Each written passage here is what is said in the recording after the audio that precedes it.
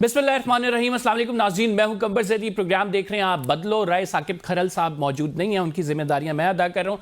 नाज़रीन, बड़ा अनफॉर्चुनेट है कि हमारे मुल्क में एक दफ़ा फिर से दहशतगर्दी की नई लहर उठ रही है।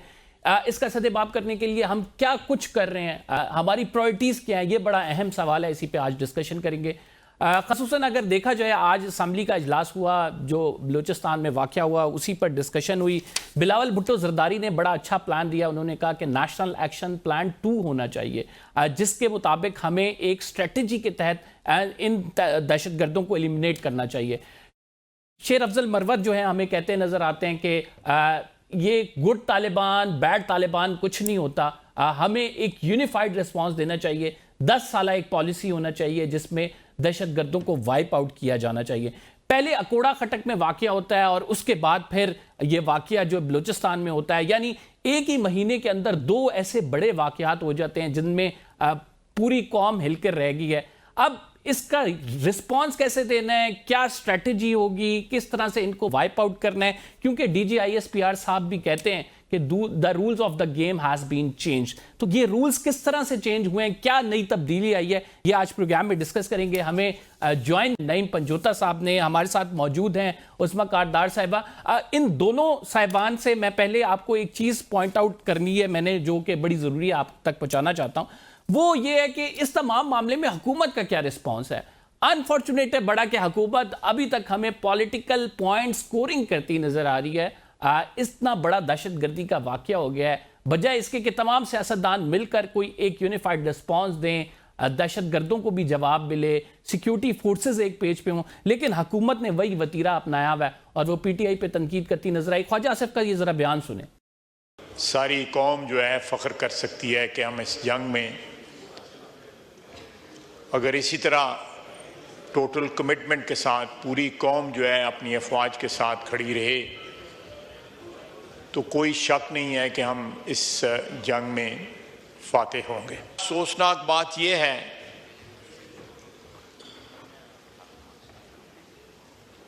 कि PTI के सोशल मीडिया ने जिस तरह इसको इंटरप्रेट किया है वो सारी कौम ने वो पढ़ा है। इस्लामाबाद पे हमला करने के लिए हर वक्त तैयार हैं।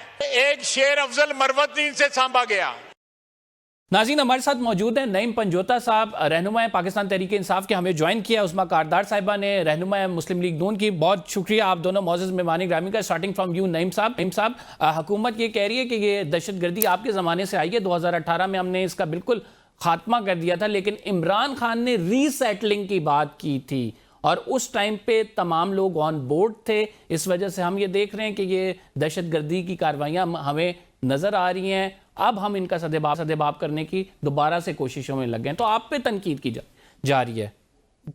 बहुत शुक्रिया, बड़ी नवाज शाह आपने मौका दिया जी। 2018 से जब इमरान खान को हुकूमत मिली थी उस वक्त दहशतगर्दी कोई ख़त्म नहीं हुई थी। ये गलत बात है कि 2018 में जब इमरान खान की हुकूमत आई तो उस वक्त दहशतगर्दी ख़त्म थी। उस वक्त दहशतगर्दी थी, ड्रोन चल रहे थे और सारा मामला आपके सामने। दूसरी बात यह है कि इमरान खान के दौरे हुकूमत के अंदर दहशतगर्दी ख़त्म हुई है, ड्रोन ख़त्म हुए हैं, अटैक्स ख़त्म हुए हैं और वो ख़त्म इस वजह से हुए हैं क्योंकि पॉलिसी डिफरेंट थी। आपको याद होगा कि जिस तरह वहाँ जो मीटिंग हुई थी और उसको हेड किया था, जिस तरह वहाँ ब्रीफिंग दी गई थी बाजवा साहब की तरफ से, और ये पीपल्स पार्टी और नून लीग, ये सारी जमातें उसका हिस्सा थी और सारे अमल को इन्होंने एंडोर्स किया हुआ है कि बातचीत से मामला हल हो सकते हैं। हम लड़ाई के साथ जो है वो आगे नहीं बढ़ सकते। अमन कायम करने के लिए हमें बातचीत करनी होगी और अफगानिस्तान के साथ बातचीत हुई और उसके बाद आपने देखा कि दहशतगर्दी जो है वो बिल्कुल ख़त्म हो गई। उस पॉलिसी की वजह से ख़त्म हुई, उस रीज़न की वजह से ख़त्म हुई। लेकिन अब ये देखें कि जब इमरान खान की हुकूमत हटाई गई है और हुकूमत हटाने के बाद जो सिलसिला अब शुरू हुआ है, देखें अभी भी हम ये कहते हैं। तो नईम साहब, आप क्या समझते हैं, एक मफाहमती पॉलिसी होनी चाहिए, इनसे बातचीत करनी चाहिए, इंगेज करना चाहिए, या स्ट्रेट अवे इनका खात्मा करना चाहिए? देखें, इमरान खान साहब ने बड़ा वाज़ेह हमेशा कहा कि जंगों से मुल्क जो हैं वो आगे नहीं बढ़ते। हमेशा आप देख लें कि अमेरिका को भी आकर में बातचीत करनी पड़ी अफगानिस्तान के अंदर और मसाइल का। हमारी तो वो हमारे गले काटते रहे, हम उनसे बातचीत करते रहे, वो हमारे मासूम शहरियों को यरगमाल बनाते रहे, हम उनसे बातचीत में इन्वॉल्व रहे। सर नहीं, देखें, मैं आपको गुजारिश कर रहा हूँ ना कि जब बातचीत हुई तो मामला ख़त्म हो गया ना, अमन आ गया, सुकून हो गया, तो बातचीत से मसला हल हो गया।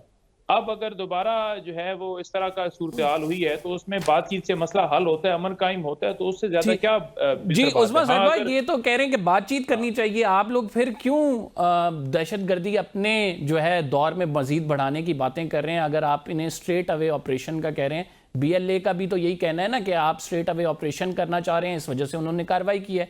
डू यू थिंक कि इंगेज करना चाहिए या स्ट्रेट अवे एक पॉलिसी होनी चाहिए कि हमेशा के लिए खात्मा? जी बिस्मिल्लाहिर्रहमानिर्रहीम।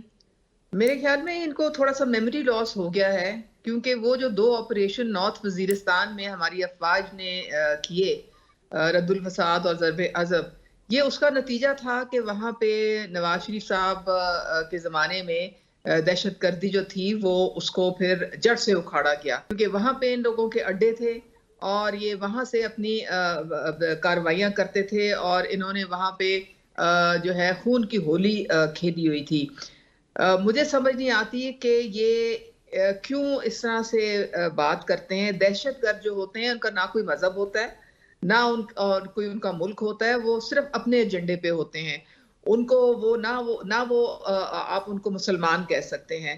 तो ये जो जाफर एक्सप्रेस में जो हुआ, जहाँ पे बच्चों को और ख़वातीन को इन्होंने इंसानी ढाल बनाया और साथ उनके खुदकश बमबार जो थे वो बिठा दिए। अब आप अंदाजा करें कि इस किस्म की जो दरिंदगी है, आप चाहते हैं कि उनसे बातचीत की जाए। आपके जो सिक्योरिटी फोर्सेस हैं उनके लाखों लोगों ने अपने जानों का नजराना दिया, आपकी कौम के लाखों लोगों ने जानों का नजराना दिया, फिर कहीं जाके ये हालात बेहतरी की तरफ आए थे और दहशतगर्दी ने हमारे वो कह रहे हैं कि हमने इनको जब इंगेज किया था तो आप देखें कि हमारे दौर में कुछ भी नहीं हुआ, कोई ड्रोन हमला नहीं है, कोई इस तरह से बड़ी दहशतगर्दी की कार्रवाई नहीं है। अनफॉर्चुनेट है बड़ा कि आपके दौर में ये अभी तो आगाज ही है और इतने बड़े बड़े वाकयात हो रहे हैं। इनके दौर, इनका तो ये हाल है कि इनके तो अपने जो CM KP हैं वो मगरिब के बाद जो है वो कोई जा नहीं सकते, किसी थाने में भी नहीं जा सकते हैं, इतने वहां पे डर खौफ है। इनका तो कोई ना कंट्रोल है ना रिट ऑफ द गवर्नमेंट है वहां पे। ये टोटली फेल हो चुके हैं। आपको पता है कि होम डिपार्टमेंट वो सूबाई मामला है, पुलिस भी सूबाई मामला होता है, लेकिन ये किसी चीज को वहां पे नहीं कंट्रोल कर सके, क्योंकि जिन लोगों को इन्होंने आम माफी दिलवाई थी TTP के लोगों को, वो इन्होंने फिर अपनी जमात में दाखिल कर लिए थे। वो इनकी जमात के मेंबरान कौन TTP का PTI में ये ज़मान पाक में हमने देखा था कि वो सारे लोग किस तरह से आते जाते थे। ये क्या इतना बड़ा, ये कौन है TTP का PTI में? ये तो आप बहुत बड़ा क्लेम कर रही हैं। नहीं, इनके बिल्कुल बहुत सारे इनके मेंबरान हैं। कौन से TTP के हैं? आपने इनके ज़मान पाक में आते जाते देखा। और देखिए ना, बात सारी ये है कि इस वक्त पूरी कौम जो है, आप उस्मान साहब नाम ले दें, कोई एक दो बता दें, हम फिर पंजोता साहब से पूछें। और ये क्या, आप मुझे ये बताएं कि ये वो बयानिया इनके ट्विटर हैंडल से उस बात आप नहीं आएगी, बात से मुझे नाम बता दें इनका, कौन सा TTP का लोग जो है वो PTI में शामिल हुए हैं, मुझे नाम बता दें। TTP का है, आप TTP की हैं, ये कैसी बात है? मतलब आप सियासत के अंदर इस हद तक इन्वॉल्व हो चुके हैं और वजारत और मशातों के चक्कर में आप इस हद तक हो चुके हैं कि TTP के लोग हैं। कितने TTP के लोग नाम बताएं? असले से लेस थे जिन्होंने वफाक पे हमला किया था, उनके पास। अच्छा, आप कह रही हैं वो कारकुनान जिन्होंने हमला किया था? जी, वो कारकुनान की बात कर रही हैं जी, जिन्होंने हमला किया था 9 मई में। ये खुद उनके लिए ग्राउंड प्रिपेयर करते हैं, ये उनको इस्तेमाल करते हैं, ये उनके ऊपर वफाक पे हमला करवाते हैं। ये अपने जो इनके जो सियासी, यानी आप 9 मई और 26 नवंबर की बात कर रही हैं। जी पंजोता साहब, देखें बात यह है ना कि PTI से बंदा हो के किसी और जमात में जाए और वहाँ पर अपनी सेटिंग बनाने के लिए, वहाँ पर अपना मकाम बनाने के लिए इस तरह के झूठे इल्ज़ामात एक पुरअमन जमात के ऊपर लगाए और इस तरह की बातें करे तो बड़ी अफसोसनाक सूरत हाल है। अब अगर मैं कहूँ मरीम नवाज या शहबाज शरीफ साहब, नवाज शरीफ साहब, यार देखें वो तो उनका पर्सनल एक्ट है, वो जिस मर्जी पार्टी को ज्वाइन करें, ये देखें ये ज्यादती हो जाएगी।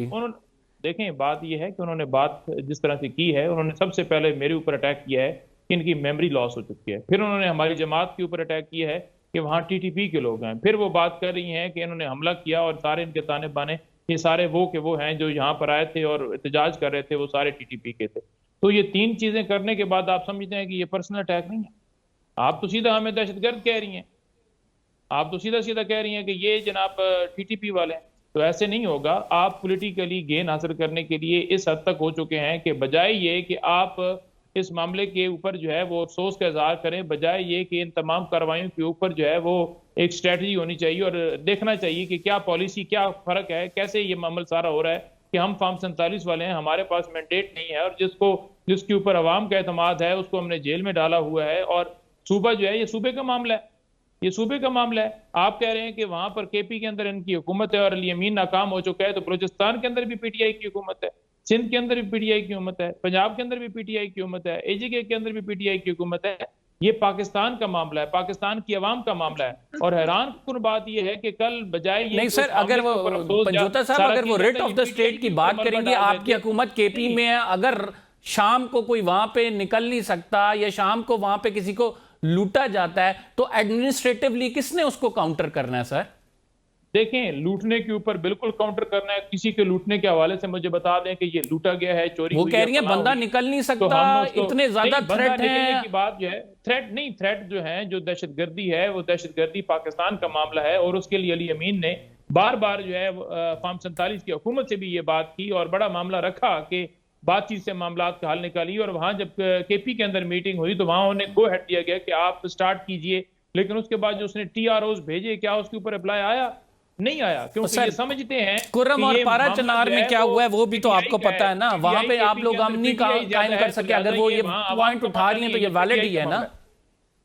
कुर्रम के अंदर जो मामला है, मैं वही गुजारिश कर रहा हूं कि ये जितने मामलात हैं, जो स्ट्रेटजी है इनकी, जो पॉलिसी है इनकी, जो इनका तरीकाकार है, और ये तमाम सारी चीजों के अंदर उसमें शामिल थे। जब मीटिंग हुई थी और बाजवा ने हेड किया था, उस वक्त तो ये बिल्कुल एंडोर्स कर रहे थे।